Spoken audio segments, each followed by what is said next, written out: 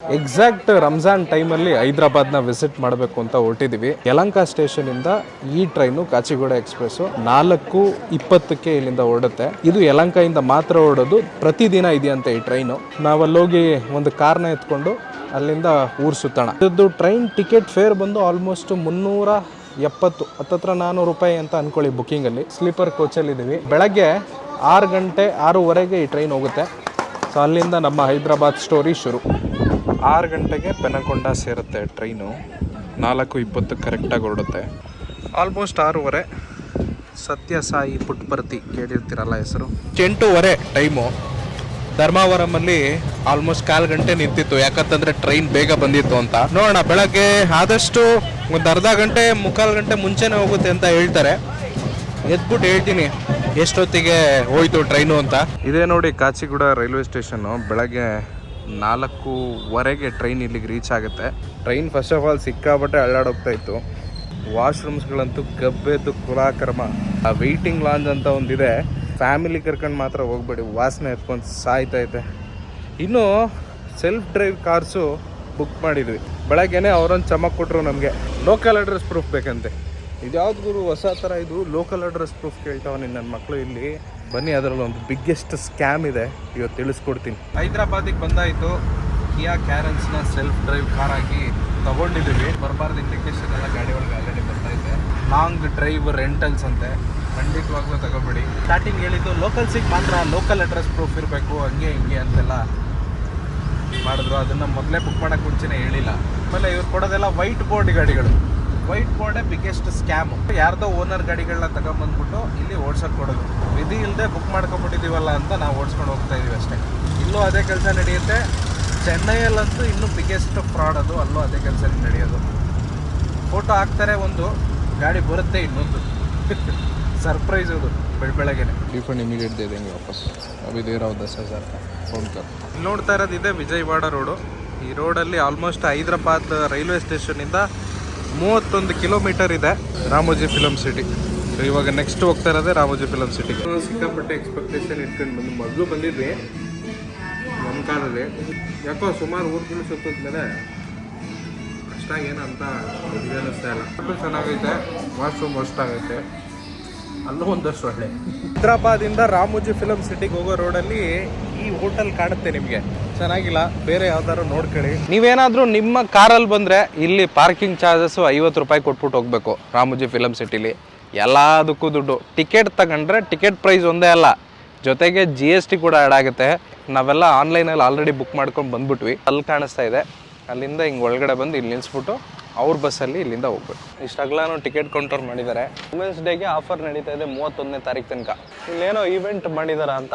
ನೀವು ಒಳಗಡೆ ಹೋದರೆ ಒಂದು ಪ್ರೈಸು ತಿಂಡಿಗೆ, ಊಟಕ್ಕೆ. ಸೊ ಇಲ್ಲಿ ನೀವು ಮಾಡಿದ್ರೆ ಇಡ್ಲಿ 3 ಇಡ್ಲಿಗೆ 80 ರೂಪಾಯಿ, ಎಲ್ಲ 80, 80, 90. ಇಲ್ಲಿಂದನೇ ಆ್ಯಕ್ಚುಲ್ ಎಂಟ್ರೆನ್ಸು. ಅಲ್ಲಿ ಬಸ್ ನಿಂತಿರುತ್ತೆ. ಟಿಕೆಟ್ ಸ್ಕ್ಯಾನ್ ಮಾಡಿಕೊಂಡು ಅಲ್ಲಿಂದ ಒಳಗಡೆ ಹೋಗ್ಬೇಕು. ರೆಸ್ಟೋರೆಂಟ್ ಇಲ್ಲಿದೆ, ಆದಷ್ಟು ಇಲ್ಲೇ ತಿನ್ಕೊಂಡು ಹೋಗೋಕ್ಕೆ ಟ್ರೈ ಮಾಡಿ. ಬೆಳಗ್ಗೆ 9 ಗಂಟೆಗೆ ಶುರು ಆಗುತ್ತೆ. 9 ಗಂಟೆಯಿಂದ ಸಂಜೆ 6 ಗಂಟೆವರೆಗೂ ಇರುತ್ತೆ. ನನ್ನ ಮಗ ಜೊತೆಲಿ ಬಂದವನೇ ಇವತ್ತು ರಾಮೋಜಿ ಫಿಲಮ್ ಸಿಟಿ ನೋಡೋಕ್ಕೆ. ರಾಮೋಜಿ ಫಿಲಮ್ ಸಿಟಿನ ನೋಡೋಕ್ಕೆ ಹೋಗೋಣ. ಇವರೇ ಫೌಂಡರ್ ರಾಮೋಜಿ ರಾವ್. ಅವ್ರು ಇಲ್ವಂತೆ ಈಗ. ಈ ಸೈಡಲ್ಲಿ ಇನ್ನೊಂದು ನೋಡ್ತಾ ಇದ್ದೀರಾ, ಪ್ರೀಮಿಯಂ ಲಾಡ್ಜ್ ಅಂತೇಳಿ. ನಾನು ಅದೇ ಹೇಳಿದ್ದು, 2 ಥರ ಟಿಕೆಟು. ಇನ್ನೊಂದು ಈ ಕಡೆ ನಾರ್ಮಲ್ಲು, ವುಮೆನ್ಸ್ ಡೇಗೆ ಈ ಕಡೆ ನಡ್ಕೊಂಡು ಹೋಗ್ಬಿಟ್ಟಿದ್ದಾರೆ. ಪ್ರೈಸಿಂಗ್ ಎಷ್ಟೈತೆ ಟಿಕೆಟ್ದು?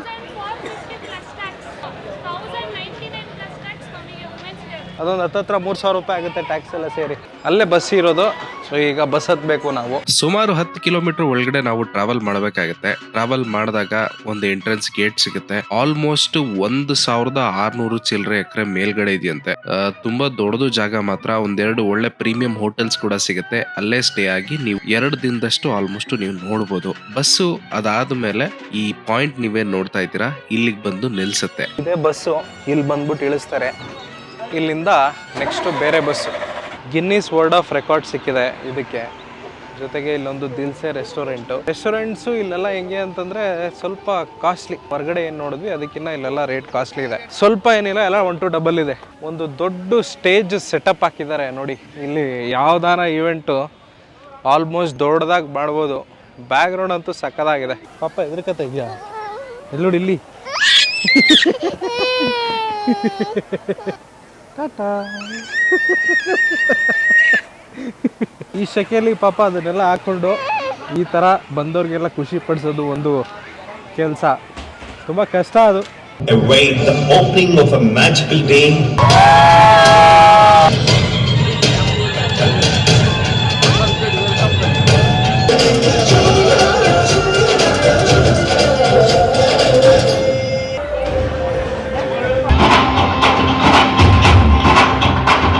ಮೂವಿ ಮ್ಯಾಜಿಕ್ ಅಂತೇಳಿ ಈ ಕಡೆಯಿಂದ ಹೋಗೋದು ಜಾಗ ಇದೆ.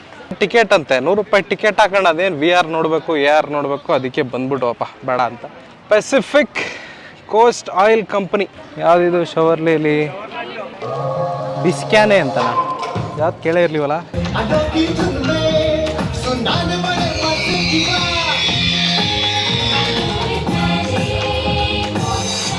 R15 ಫೇರಿಂಗ್ ಕಿತ್ತಿ ಕುಂಡ್ರಿಸ್ಬಿಟ್ಟವ್ರೆ ಇಲ್ಲಿ.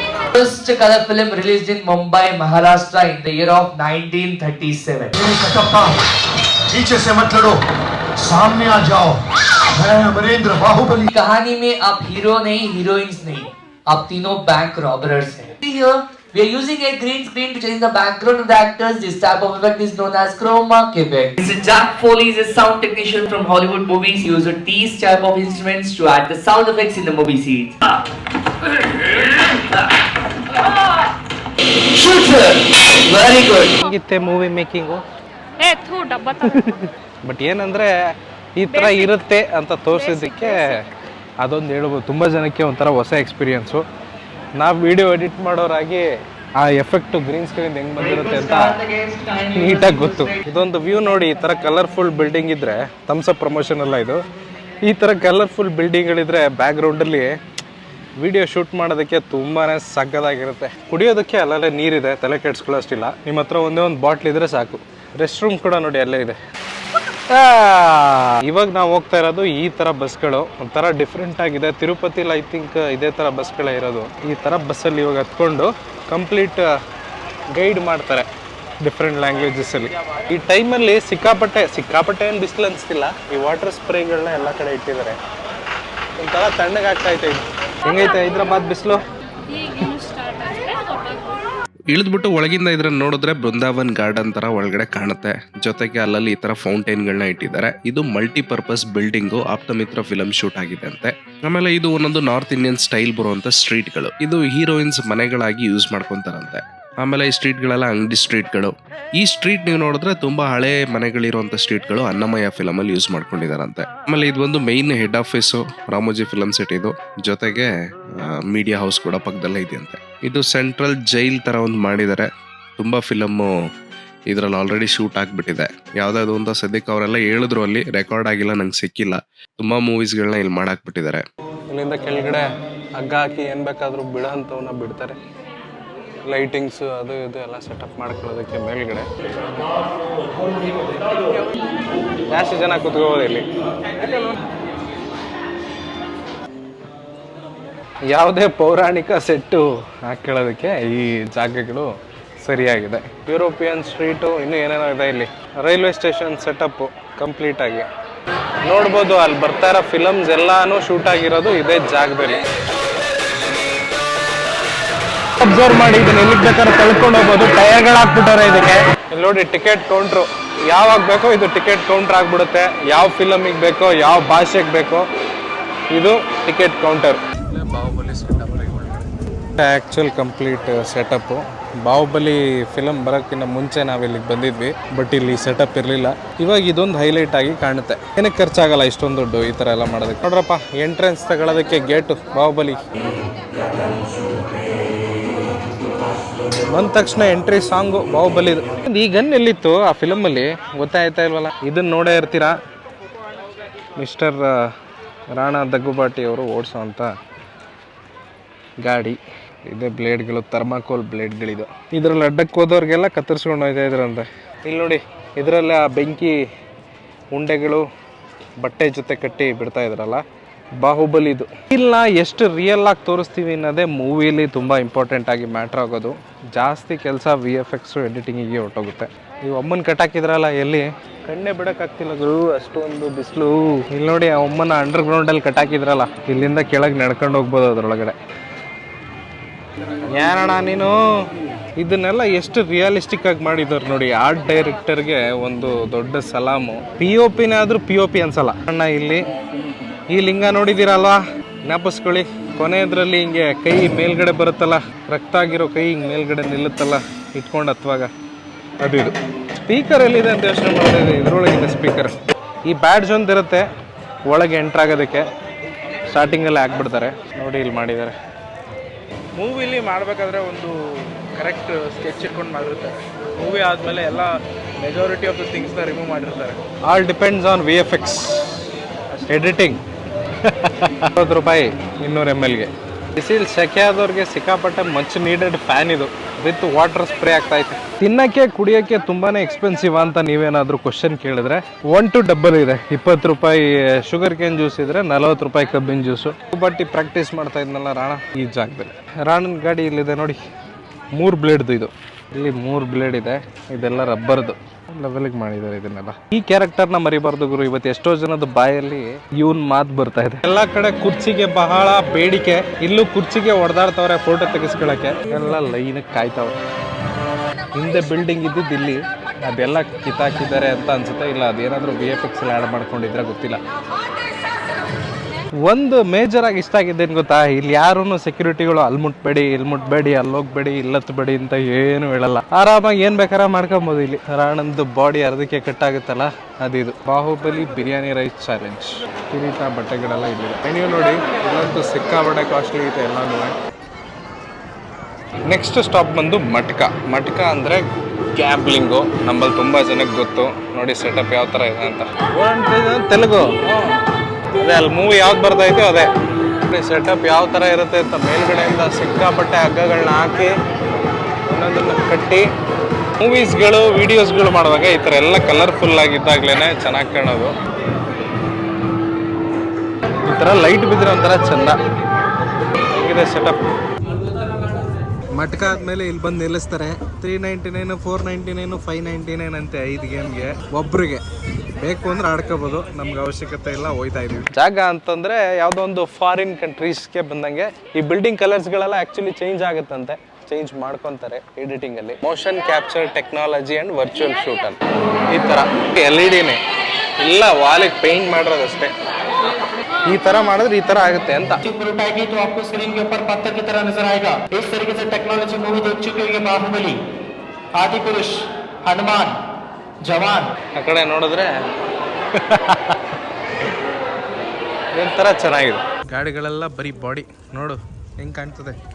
ನಮ್ಮ ದೇಶ ಈ ಥರ ಆಗ್ಬಿಟ್ರೆ ಹಿಂಗೆ ಕಲರ್ಫುಲ್ ಆಗಿ. Way to airport, Rajahmundry international airport. ಹಿಂಗೆ ವೆಯ್ಟಿಂಗು.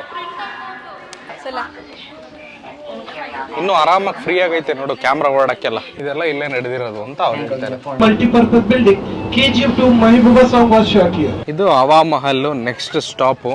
ಇಲ್ಲಿಂದ ಕೆಳಗಡೆ ಹೋದ್ರೆ ಚೈನೀಸ್ ಗಾರ್ಡನ್ ಸಿಗುತ್ತೆ. Photo pose. ಇದೇನೋ ಹೊಸ್ದಾಗಿ ಮಾಡ್ತಾ ಇದ್ದಾರೆ ಮಾಯಾಲೋಕ ಅಂತ ಹೇಳಿ, ಇನ್ನೂ ಸ್ಟಾರ್ಟ್ ಆಗಿಲ್ಲ. ಇದೊಂದಿದೆ, ಇದೊಂದು ನೋಡಬೇಕು. ಅದಕ್ಕಿದು ಚೈನೀಸ್ ಗಾರ್ಡನ್. ಸ್ಟಾಪ್ ಬಂದು Askari garden, butterfly garden. Entry ಅಂತ ಡಿಫ್ರೆಂಟ್ ಚಿಟ್ಟೆಗಳು ಏನು ಇರಲಿಲ್ಲ. ಇದನ್ನೇನು ಸ್ಕಿಪ್ ಮಾಡಿದ್ರು ಒಳ್ಳೇದು, ಓಡೋಕ್ಕಾಗಲ್ಲ ಸುಸ್ತಾಯಿತು ಅಂತ ಅನ್ಸಿದ್ರೆ. ವಿಂಗ್ಸ್ ಅಂತ ಏನೋ ಒಂಥರ ಆಯ್ತಲ್ಲ, ಆಫ್ರಿಕನ್ ಕ್ರೌಂಡ್ ಕ್ರೇನ್ ಅಂತೆ. ನಾನು ನೋಡೇ ಇರಲಿಲ್ಲ. ಡಿಫ್ರೆಂಟ್ ವೆರೈಟಿಗಳಿದೆ. ಹೀಗೆ ನೀರು ಹರಿಯೋ ಥರ ಮಾಡಿದ್ದಾರೆ. ಗ್ರೀನಿಶ್ ಬ್ಲ್ಯಾಕ್ ಇದೆ. ವಿಂಗ್ಸ್ ಆ್ಯಕ್ಚುಲಿ ನೋಡೋದಕ್ಕೆ ಚೆನ್ನಾಗಿತ್ತು. ಇಲ್ಲಿಗೆ ತುಂಬಾನೇ ಕಾಲು ನೋವು ಜೊತೆಗೆ ಸುಸ್ತು. ಉಷ್ಟ್ರ ಪಕ್ಷಿ ಇವು ಆಸ್ಟ್ರಿಚ್ ಮೊಟ್ಟೆ. ಇಷ್ಟೆಲ್ಲ ಮುಗಿದ್ಮೇಲೆ ಇಲ್ಲೊಂದು ಯಾವುದೋ ಒಂದು ಗುಹೆ ಇದೆ.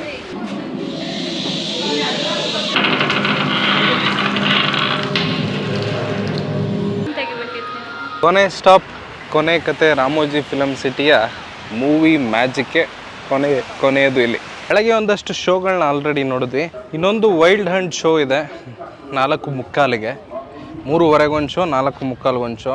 ಟೈಮ್ ಮ್ಯಾನೇಜ್ ಮಾಡ್ಕೊಂಡು ಹೋಗಿ ಆಲ್ಮೋಸ್ಟ್ 4 ಗಂಟೆ. ನಮ್ಗೆ ಯಾಕೋ ಮೂಡಿಲ್ಲ, ಆಲ್ರೆಡಿ ನೋಡಿರೋದ್ರಿಂದ. Entire day with Ramoji film city full tan ಆಗಿ ಹೈದ್ರಾಬಾದಲ್ಲಿ ಮುಗಿದಿದೆ. ಶನಿವಾರ ಬೇರೆ ಸಿಕ್ಕಾಪಟ್ಟೆ ರಶ್ ಇತ್ತು. ಚಾರ್ಮಿನಾರ್ ಹತ್ರ ಹೋಗೋದಕ್ಕೆ ಆಲ್ಮೋಸ್ಟ್ 1.5 to 2 ಅವರ್ ತಗೊಂಡಿದೆ ಟ್ಯಾಕ್ಸಿಲಿ ಹೋಗೋದಕ್ಕೆ. ನಾವು ಪರ್ಸನಲ್ ವೆಹಿಕಲ್ ಯೂಸ್ ಮಾಡಲಿಲ್ಲ, ಅಲ್ಲೆಲ್ಲ ನಿಲ್ಸಕ್ಕಾಗಲ್ಲ ಅಂತ ಹೇಳಿ. ಚಾರ್ಮಿನಾರ್ ಅಲ್ಲಿ ಟೈಮ್ ನೋಡ್ತಾ ಇದ್ದೀರಾ, ಆಲ್ಮೋಸ್ಟ್ 11:30-12 ಗಂಟೆ. ಕ್ರೌಡ್ ಹೆಂಗಿದೆ ಅಂತ. 4 ಗಂಟೆವರೆಗೂ ಇದೇ ತರ ಇರುತ್ತಂತೆ. ಅಲ್ಲಿ ಫೋನ್ ತೆಗೆದು ವಿಡಿಯೋ ಮಾಡೋದಕ್ಕಾಗ್ಲಿ ಬೇರೆದಕ್ಕಾಗ್ಲಿ ಟೈಮೇ ಸಾಲಿಲ್ಲ. ಆಮೇಲೆ ಅಲ್ಲಿ ಜಾಸ್ತಿ ನೋಡೋದಕ್ಕೂ ಆಗ್ಲಿಲ್ಲ, ತುಂಬಾ ರಶ್ ಇದ್ದಿದ್ರಿಂದ ಕಷ್ಟ ಆಗುತ್ತೆ ಅಂತ ಹೇಳ್ಬಿಟ್ಟು ಅಲ್ಲಿಂದ ಓಡ್ಬಿಟ್ಟು ಹೋಗಿ ಸರ್ವಿಸ್ ಅಪಾರ್ಟ್ಮೆಂಟ್ ಮಾಡಿದ್ವಿ. ಅಲ್ಲಿ ಮಲ್ಕೊಂಡು ನೆಕ್ಸ್ಟ್ ಡೇ ಶುರು ಆಯ್ತು. ಫ್ಯಾಮಿಲಿ ಜೊತೆ ಹೋದ್ಮೇಲೆ 1-2 ದೇವಸ್ಥಾನ ನೋಡದೇ ಇದ್ರೆ ಹೆಂಗೆ. ಸುಮಾರು 89 ಕಿಲೋಮೀಟರ್ ನಾವಿದ್ದಿದ್ದ ಜಾಗದಿಂದ ಟ್ರಾವೆಲ್ ಮಾಡ್ಕೊಂಡು ಯಾದಗಿರಿ ಗುಡ್ಡ ಅಂತ ಹೇಳಿ ಶ್ರೀ ಲಕ್ಷ್ಮೀ ನರಸಿಂಹ ಸ್ವಾಮಿ ದೇವಸ್ಥಾನಕ್ಕೆ ನಾವು ಹೋಗ್ತೀವಿ. ಅಲ್ಲಿ ಕಾರ್ನ ಮೇಲ್ಗಡೆ ತಗೊಂಡೋಗೋದಕ್ಕೆ 500 ರೂಪಾಯಿ, ಕೆಳಗಡೆನೆ ಪಾರ್ಕ್ ಮಾಡಿ ಫ್ರೀ ಬಸ್ ತಗೊಂಡ್ ಹೋಗ್ತೀನಿ ಅಂತಂದ್ರೆ ಸ್ವಲ್ಪ ವೆಯ್ಟ್ ಮಾಡಿ ಹೋಗ್ಬೇಕಾಗತ್ತೆ. ಫ್ರೀ ದರ್ಶನ ಮಾಡ್ತೀನಿ ಅಂತಂದ್ರೆ ಸಿಕ್ಕಾಪಟ್ಟೆ ರಶ್. 150 ರೂಪಾಯಿ ಕೊಟ್ಬಿಟ್ಟು ಒಂದು ಅರ್ಧ-ಮುಕ್ಕಾಲ್ ಗಂಟೆ ಒಳಗಡೆ ಹೋಗ್ಬಿಟ್ಟು ಹೊರಗಡೆ ಬಂದ್ಬಿಟ್ವಿ. ಅಲ್ಲಿಂದ ಒಂದು 20 ಕಿಲೋಮೀಟರ್ ದೂರದಲ್ಲಿರೋ ಸ್ವರ್ಣಗಿರಿ ಅನ್ನೋ ಜಾಗಕ್ಕೆ ನಾವು ಎಂಟರ್ ಆಗ್ತೀವಿ. ಇದೊಂದು ಮಿನಿ ತಿರುಪತಿ ತರ ಮಾಡ್ಕೊಂಡಿದ್ದಾರೆ. ಸ್ವರ್ಣಗಿರಿ ಅಂತ ಹೆಸರು. ನೋಡಕ್ ಹೋಗೋಣ. ತುಂಬಾ ಇದಾವೆ, ಹೊಸದ್ ಮಾಡ್ತಾನೆ ಇದ್ದಾರೆ ಕಂಪ್ಲೀಟ್ ಆಗಿ. ಈಗ ಏನಕ್ಕೆ ಇರ್ಬೋದು ಪ್ರಾಬಬ್ಲಿ ಅಂತ ನಾವು ಯೋಚನೆ ಮಾಡ್ತೀವಿ ಅಂತಂದ್ರೆ, ತೆಲಂಗಾಣ ಸ್ಟೇಟಲ್ಲಿ ಯಾವುದೂ ತಿರುಪತಿ ಇಲ್ಲ. ತಿರುಪತಿ ಆಂಧ್ರ ಪ್ರದೇಶಕ್ಕೆ ಹೊರಟೋಯ್ತು. ಅದು ಒನ್ ಆಫ್ ದ ರೀಸನ್ಸ್. ಇವ್ರಿಗೆ ಒಂದು ಏನಾದರೂ ಮಾಡಲೇಬೇಕು ಇವರು. ಅವಾಗಲೇ ನಾವು ಇನ್ನೊಂದು ನೋಡಿದ್ವಲ್ಲ, ಲಕ್ಷ್ಮೀ ನರಸಿಂಹ ದೇವಸ್ಥಾನ, ಅದನ್ನು ಕಂಪ್ಲೀಟಾಗಿ ಯಾದಗಿರಿ ಗುಡ್ಡದಲ್ಲಿ ಇಂಪ್ರೂವ್ ಮಾಡ್ತಾರೆ. 2 ದೇವಸ್ಥಾನದಲ್ಲಿ ಮೊಬೈಲ್ಸ್ಗಳನ್ನ ಅಲೋ ಮಾಡೋದಿಲ್ಲ, ಡೆಪಾಸಿಟ್ ಮಾಡೋಗ್ಬೇಕು. ಅಲ್ಲಿಗೆ ಮುಂದಿನ ವಿಡಿಯೋ ಮಾಡೋದಕ್ಕಾಗಲಿಲ್ಲ. ಇಲ್ಲಿಗೆ ನಮ್ಮ ಹೈದರಾಬಾದ್ನ ಜರ್ನಿ ಮುಗೀತು.